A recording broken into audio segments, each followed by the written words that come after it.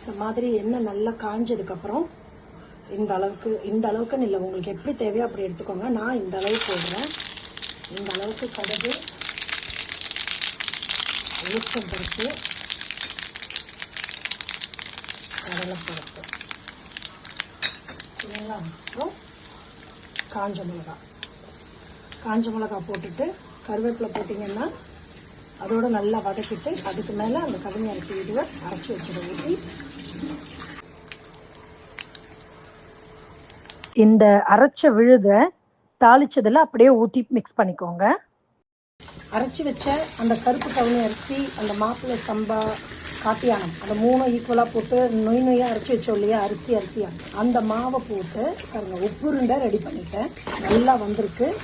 இந்த பதம் தான் வரணும். இன்னும் கொஞ்சம் நல்லா திக்காகிற அளவுக்கு பரட்டிக்கிட்டே இருக்கணும். இது ஃபுல்லாக நல்லா அப்படி கெட்டியானதும் அதை எடுத்து உருண்டை பிடிச்சோ இல்லை உங்களுக்கு எந்த ஷேப் வேணுமோ அந்த மாதிரி ஷேப்பில் எடுத்து அதை ஒரு இட்லி குண்டானில் வச்சு நல்லா ஒரு 20 மினிட்ஸ் நல்லா ஸ்டீம் வச்சு எடுத்து சாப்பிட்டு பார்த்தீங்கன்னா இதுக்கு காரச்சட்னி கூட இருந்தால் ரொம்ப நல்லாயிருக்கும். அதை பண்ணி பார்த்தீங்கன்னா சூப்பராக இருக்கும் டேஸ்ட். இந்த மாதிரி தேங்காயை நல்லா உதுத்து போட்டு மிக்ஸ் பண்ணிடுங்க.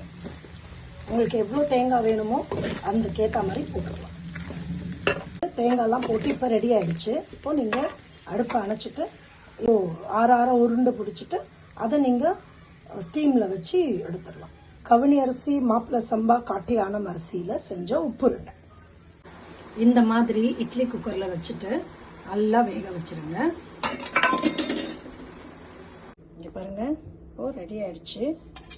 என்ன மாதிரி சாஃப்டாக உதிர்ந்து வருது பாருங்கள்.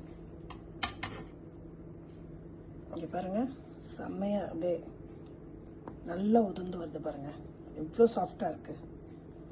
டேஸ்ட்டும் செகண்ட் செம்ம டேஸ்ட்டு. Thank you so much.